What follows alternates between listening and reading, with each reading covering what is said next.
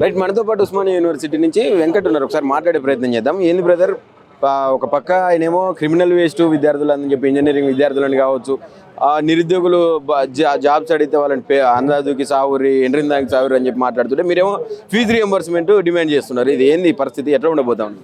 ఏదైతే తెలంగాణ రాష్ట్రంలో తెలంగాణ కోసం పోరాటం చేసి 1200 మంది విద్యార్థులు బలిదానం చేసుకున్నారు, ఎందుకు ఉద్యోగాలు వస్తాయని, లేదు ఈ చక్కటి యూనివర్సిటీలో మన చదువు మన తెలివి మనకు వస్తుందని, నీళ్లు నిధులు అంటే సహజంగా అయి ఉంటాయి. ఆ బలిదానాలు చేసుకున్న విద్యార్థుల్ని దాదాపు స్కాలర్షిప్ని ప్రభుత్వం వచ్చిన తర్వాత 3 సంవత్సరాల నుంచి పెండింగ్ ఉంచిన కదా. నువ్వు గతంలో ఏం చెప్పినావు? టీపీసీసీ ప్రెసిడెంట్గా ఉన్నప్పుడు విద్యార్థుల్ని నేను బంగారంగా చూసుకుంటా, నేను వచ్చిన మొదటి నెలల్లోనే స్కాలర్షిప్లు అన్నింటినీ క్లియర్ చేస్తా, యూనివర్సిటీలని అద్భుతాలు చేస్తా అని చెప్పాడు. ఉస్మానియాకి 1000 కోట్లు ప్రకటించాడు. దాదాపు సంవత్సరం దగ్గర పడుతుంది, 7 నెలలు 8 నెలలు. నీ జీవో ఇచ్చే 6 నెలలు పైన 4 నెలలు 6 నెలలు పైన అవుతుంది. ఏది 1000 కోట్లు ఆడిచ్చాను? ఎన్సీసీ గేట్ కా నుంచి పోలీస్ స్టేషన్ వరకు రౌండ్ లేదు. ఒక గుంట అన్నది వినవా? 1000 కోట్లకు ఒక గుంట కూడా తవ్వలేడా రేవంత్ రెడ్డి? అంత దుర్మార్గంగా వ్యవహరిస్తారా? ఇదే రేవంత్ రెడ్డి గారు అసెంబ్లీలో వచ్చి 50-60 మంది ఆడపిల్లల్ని ఒక రూములో గుక్కితే ఆ విద్యార్థుల బాధ నాకు తెలుసు, తెలంగాణ బిడ్డల బాధ నాకు తెలుసు అని చెప్పినావు కదా రేవంత్ రెడ్డి గారు. మరి ఆ రెంట్లో రూముల్లో ఉన్న నువ్వు వచ్చాక పరిస్థితి మారిందా? ఏ హాస్టల్లో కొత్తగా తీసుకున్నావు? ఏ హాస్టల్లో కొత్తగా శాంక్షన్ చేసినావు? ఏ బిల్డింగులు రెంట్ తీసుకున్నావు? 11,000 స్కాలర్షిప్ ఇప్పుడు ఉన్నాయి కదా. ఇదే అంశం గురించి మాట్లాడుకుంటూ కొనసాగింపు చెప్పింది కదా, విద్యార్థులకి స్కాలర్షిప్లు ఇవ్వాలని చెప్పినావు కదా నువ్వు. మరి నేను అడుగుతున్నా రేవంత్ రెడ్డి గారికి, ఏదైతే Osmania university, Nizam college, Saifabad, city college, Kakatiya university, Satavahana, రకరకాల యూనివర్సిటీల్లో రకరకాల ప్రైవేట్ కాలేజీల్లో స్కాలర్షిప్లు ఇవ్వకపోతే 15,000 30,000 కోర్సు ఫీజులు కట్టించుకొని ఈ విద్యార్థుల్ని అన్యాయం చేస్తుంటే ఒక్కొక్కరు 2 లక్షలు 3 లక్షలు కొట్టాల్సి వస్తే ఒక్కొక్కడు కూలి బతుకు పోయి దానికి పోయి వాళ్ళ జీవితాల పట్ల ఎందుకు ఆలోచించట్లేదన్న రేవంత్ రెడ్డి గారు? ప్రజా సమస్యలపై దృష్టి పెట్టాలన్నా. ఎంత మాట్లాడితే కేసీఆర్ గారు 1,00,000 కోట్లు దోచుకున్నారు, కేసీఆర్ గారు అది చేశారు ఇది చేశారు. ఇంకెంతకాలం తిడతావు? 3 సంవత్సరాలు తిట్టినావు, ఇంకా 2 సంవత్సరాలు తిడతావా? 5 సంవత్సరాలు తిడతావా? నేను అడుగుతున్నా రేవంత్ రెడ్డి గారికి ఒకటే అంశం స్పష్టం చేస్తున్నా, తెలంగాణ విద్యార్థులు ఏదైతే ఇప్పుడు తెలంగాణ, నేను నిజాం కాలేజీ పోయినా, ల్యాబులు చేయాలంటే సొల్యూషన్ లేవంటున్నారు. ప్రిన్సిపాల్ దగ్గర పోతే ఫండ్ రావట్లేదు, నన్ను ఏం చేయమంటావు అంటారు. ఇప్పుడు నిజాం కాలేజ్ అంటే ఎంత ప్రెస్టీజియస్తో తెలుసు. ఉస్మానియా యూనివర్సిటీ కంటే 18వ శతాబ్దంలో స్టార్ట్ అయింది. అట్లాంటి యూనివర్సిటీల్లో అట్లాంటి కాలేజీల్లో ల్యాబుల్లో ఎక్విప్మెంట్లు సొల్యూషన్లు లేవంటే నీ పరిపాలన దౌర్భాగ్యం తెలంగాణ రాష్ట్రానికి తెలియదా? నిజాం కాలేజీ బిడ్డను నేను అని చెప్పి బట్టి విక్రమార్క ఒక శపథం చేసిండు, మీకు మాట ఇచ్చిండు, నెలకు 1,400 కోట్లు రిలీజ్ చేస్తా అని చెప్పి రియంబర్స్మెంట్ సంబంధించి అదంతా కూడా మొత్తం క్లియర్ చేసేస్తా అని చెప్పి మాట ఇచ్చినటువంటి సందర్భం చూసినాం మనం. అంటే ఏంది దాని పరిస్థితి? ఆ మాట నిలబెట్టుకున్నాడా? ఇంతవరకు రిలీజ్ అయినా ఏంది దాని పరిస్థితి? బట్టి విక్రమార్క గారికి ఓపెన్ ఛాలెంజ్ చేస్తాడు. అసెంబ్లీకి వచ్చేటప్పుడు ఒక 10 నిమిషాలు కారు వేసుకొని నిజాం కాలేజీకి రమ్మను, హాస్టల్ చూడమను, వాష్రూమ్స్ చూడమను, ఫుడ్ చూడమను, డిగ్రీ కాలేజ్ చూడమను, ఆడపిల్లలది కొత్తగా కట్టిన హాస్టల్ కూడా చూడమను, పరిశీలన చేసి కెమెరాలను పట్టుకొని రమ్మను, ఆయన చూడమను. ఎంత అద్భుతం! ఊర పందులు కుక్కలు కూడా ఆ రూముల్లో బతుకున్నారు. అట్లాంటి దారుణమైన పరిస్థితుల్లో విద్యార్థులు బతుకుతున్నారు. మెమో పాస్ అయిన షార్ట్ మెమోస్ ఇస్తారు, అంటే ఏంటి? అది రిజల్ట్ రాగానే డబ్బులు కట్టుకుంటూ ఇస్తారు.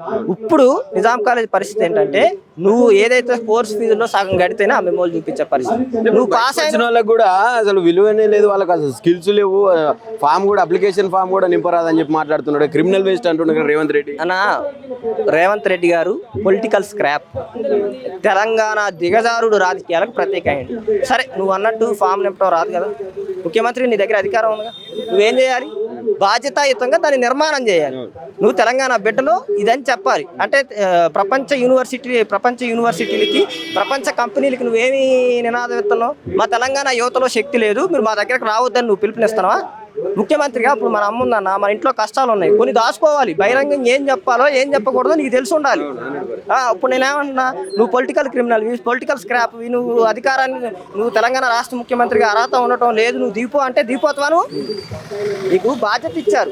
విద్యాశాఖ మంత్రిగా నువ్వు ఎన్ని రివ్యూలు చేసినావు? 200 మంది విద్యార్థులు నీ ప్రభుత్వం వచ్చా చచ్చిపోయింది. ఆహార నాణ్యత మీద కమిటీలు వేసారు. నువ్వు దాని మీద ఏమి ప్రకటించను? ఏం కార్యాచరణ తీసుకున్నావు? నీ రాష్ట్ర ప్రభుత్వం పోయి ఏం చెప్పింది? లేసి దీన్ని చచ్చిపోయారని చెప్పింది. ఇదే నీకు బాధ్యత? లాస్ట్ ప్యాకెట్ దీన్ని కోర్టుకి ఇచ్చారు, అదే నీ బాధ్యత? ఇదే తెలంగాణ బిడ్డల పట్ల నీకున్న బాధ్యత? రేవంత్ రెడ్డి గారికి చెప్తున్నా, మీరు గనక తెలంగాణ బిడ్డలకి స్కాలర్షిప్లు ఇవ్వకపోతే, ఏదైతే 11,000 స్కాలర్షిప్ని ఇప్పుడు ఇవ్వకపోయినా, లేకపోతే విద్యార్థుల సర్టిఫికేట్లని తక్షణమే స్కాలర్షిప్లకి మేము హామీ ఇస్తున్నాం, విద్యార్థుల సర్టిఫికేట్లని మీరు జీవో ఇవ్వకపోతే మీ ఇంటిని ముట్టడిస్తాం, సెక్రటేరియట్ని ముట్టడిస్తాం, అసెంబ్లీని ముట్టడిస్తాం, గవర్నమెంట్ ఆఫీసులు ముట్టడిస్తాం. మీరు అంటున్నారు ఛాయ్ తాగే పరిస్థితి ఉండదు, గ్లాసుల్లో రక్తం తాగాల్సి వచ్చింది. అట్లాంటి రాడికల్ ఉద్యమాలు చేస్తామని తెలంగాణ యువత. మీరు ఇప్పుడు ప్రెసెంట్ చెప్పారు అక్కడ మొత్తం లోపల నిజాం కాలేజ్ వచ్చి లోపల చూస్తే పరిస్థితి అర్థమవుతుంది, ఆ ఫుడ్ అదంతా కూడా ఎట్లా ఉన్నదో చెప్పారు మీరు. ఆయనేమో నేను 24 గంటలు నాన్ వెజ్ తింటా, నేను ప్యూర్లీ నాన్ వెజిటేరియన్ అని చెప్పి మాట్లాడుతున్నాడు. దీని మీద ఎందుకు మాట్లాడలేకపోతున్నాడు? పర్సనల్ విషయాలు కూడా షేర్ చేసుకునేంత టైం ఉన్నప్పుడు ముఖ్యమంత్రికి దీని మీద సమీక్ష కానీ కనీసం ఫీజు రియంబర్స్మెంట్ అంశం మీద ఒక్కసారి కూడా మాట్లాడిన దాఖలా లేవు. అంటే టైం లేదనుకోవచ్చా, దీన్ని ఎట్లా కావాలని ఇగ్నోర్ చేస్తారు అనుకోవచ్చా, ఎట్లా చూస్తున్నారు మీరు? డైవర్షన్ రాజకీయాలకి రేవంత్ రెడ్డి గారు పెట్టింది పేరు, దిగజారు రాజకీయాలకు పెట్టింది పేరు రేవంత్ రెడ్డి గారు. రేవంత్ రెడ్డి గారికి ఏ సమస్య వస్తున్నా గతంలో ఉన్నప్పుడు సమస్యలాగా కనిపించినాయి. ఇప్పుడు కనుక ఆ సమస్యల గురించి మేము మాట్లాడనుకో, పేటీఎం బ్యాచ్ లా కనపడుతున్నాం, లేకపోతే రౌడీల్లా కనపడుతున్నాం, విద్యార్థుల్లా కాదు, లేకపోతే తాగుబోతుల్లా కనపడుతున్నాం, అడ్డకూలీకి తీసుకొచ్చి మమ్మల్ని ఉద్యమాలు చేపిస్తున్నారని చెప్పేసి చెప్తున్నారు. రేవంత్ రెడ్డి గారు మీరు అడ్డకూలీగా, మీరే చెప్పారు గుంపు మోస్తిగా అడ్డకూలీగా ముఖ్యమంత్రి అయ్యారని చెప్పేసి. అట్లాంటి మాటలు ఇంకోసారి మాట్లాడితే తెలంగాణ రాష్ట్ర ప్రభుత్వం మీ మీద ఎలాంటి నిర్ణయాన్ని ప్రకటించాలో అలాంటి నిర్ణయాన్ని ప్రకటిస్తుందని రాష్ట్ర ముఖ్యమంత్రి గారే చెప్తారు. సరే, ఫైనల్ గా మొత్తం ఇక్కడ జపాన్ జర్మనీ లాంగ్వేజెస్ నేర్చుకొని మిమ్మల్ని బయట అక్కడ జపాన్లో జర్మనీలో ఉద్యోగాలు ఇప్పిస్తున్నాం అని చెప్పి ప్రభుత్వం మాట్లాడుతుంది. మంత్రి వివేక్, మన ముఖ్యమంత్రి రేవంత్ రెడ్డి గారు ఇద్దరు మాట్లాడుతున్నటువంటి సిచ్యువేషన్ ఉంది. ఏం చెప్తారు? సిద్ధంగా ఉన్నారా నేర్చుకోవడానికి? తెలంగాణ రాష్ట్రంలో ఫస్ట్ గవర్నమెంట్ స్కూల్లో ఆహారం తింటే చచ్చిపోకుండా విద్యార్థుల్ని కాపాడు, తర్వాత జపానీస్ చైనీస్ తర్వాత నేర్పిద్ది కానీ, చింగ్ చాంగులు ఫైట్లు తర్వాత నేర్పిద్ది కానీ. నీకే బాధ్యత లేదు, నువ్వే గాలికి బొంగరం తిరిగినట్టు తిరుగుతున్నావు, బాధ్యత లేకుండా వ్యవహరిస్తున్నావు, రివ్యూ చేయటం రాదు. నేను అడుగుతున్నాను సింపుల్ క్వశ్చన్, ఇదే మాట మీరు మంచిగా గుర్తు చేసి 15 కాలేజీలకు 20 కాలేజీలకు హైక్ చేసి ఏంటి ఫీజులు పెంచడు ఇంజనీరింగ్ కాలేజీలు కాటికి. మరి స్కాలర్షిప్లు ఎందుకు పెంచట్లేదన్న? ఇప్పుడు 1,50,000 నుంచి 2 లక్షల స్కాలర్షిప్ ఫీజు పెంచినప్పుడు 35,000 ఉన్న స్కాలర్షిప్ 50,000కు పెంచాలా లేదా? మరి ఎందుకు పెంచట్లా?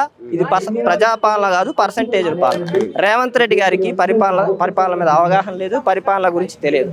అందుకే రేవంత్ రెడ్డి గారికి ఒకటి స్పష్టం చేస్తున్నా, తెలంగాణ విద్యార్థుల పట్ల గనక నువ్వు గనక ఏదైతే ఈ బాధ్యతారహితంగా వ్యవహరించేది మానుకోకపోతే, నువ్వు ఎంట్రీని పట్టుకొని అమరవీరుల స్తూపం దగ్గర నీ మంత్రులు వచ్చి మందు తాగినా, లేకపోతే వీధి తిరిగి పొరుగు దండాలు పెట్టినా, బావిలో దుంకుతున్నా తెలంగాణ రాష్ట్రంలో 10 సీట్లు కూడా గెలవరని తెలియజేసుకుంటున్నారు. ఫీజు రియంబర్స్మెంట్ గత స్టార్టింగ్ నుంచి 2.5 సంవత్సరాల నుంచి అడుగుతూనే ఉన్నారు, ఇంకా కూడా అడుగుతూనే ఉన్నారు. ఏం చెప్తారు ముఖ్యమంత్రికి? Actually, we don't want to pay any fee to any government, because instead of that, if we pay, just they are taking 5,000 6,000. Instead of that, if we go to private sector, वहाँ पे पूरा discipline में हर एक चीज mandatory है. खाली हमें 2,000 रुपये एक्स्ट्रा दे रहे, तो अपन जब गवर्नमेंट में पढ़ रहे हैं तो हम लोगों को सब फ्री में होना विद स्कॉलरशिप्स. रेवंत रेड्डी क्या बोलते हैं फीस रियम्बर्समेंट अंशम पे? वो बोले कि फ्री में करते बोल के बोले थे, वो फी दो बोल के बोले थे, मगर हम देना नहीं चाह रहे. बस भोजन फी पे नहीं कर सकते, सब जने सुसाइड कर ले रहे. तो ऐसे गवर्नमेंट का नाम है तो गवर्नमेंट क्या करना, फ्री में पढ़ाना. जब अपन जब एक घर पढ़ेगा तो हर एक घर पढ़ेगा. जब एक बच्ची पढ़ी तो पूरी फैमिली को पढ़ाएगी. अगर आपको इंडिपेंडेंट, अगर अपनी इंडिया को इंडिपेंडेंट बनाना है तो आपको पढ़ना पड़ेगा. तो इसलिए सब फ्री करिए. क्या तकलीफ है आपको?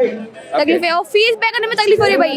मतलब पेरेंट्स भी गरीब है हमारे, हमका भी गरीब है, गरीब में बताओ. जब हम पढ़ेंगे तो कमाएंगे ना. जब अब से फी पे तो हम घर में अलाउ कर रहे नहीं, हमारे घर में अलाउ नहीं कर रहे, जाना नहीं करना नहीं, कैसा? जब हम खुद पढ़ना चाह रहे, जब फ्री है बोला गवर्नमेंट कॉलेज मिली है, जब हमको सीट मिली गवर्नमेंट सीट में, वहाँ पे फी पे करो पर तो अपन पे नहीं कैसे करे? उसके अब से इंडिया में है बहुत जन पीछे हट जा रहे. अब जो पॉपुलेशन है उनका पढ़ के भी नहीं पढ़े सारे रहे, इसलिए बोल के वहाँ फी पे करना नहीं चाह रहे. What are your main demands right now? We don't want to fee pay. We don't want to fee pay. We want scholarship. We want everything in free. Right, thank you. Right, thank you.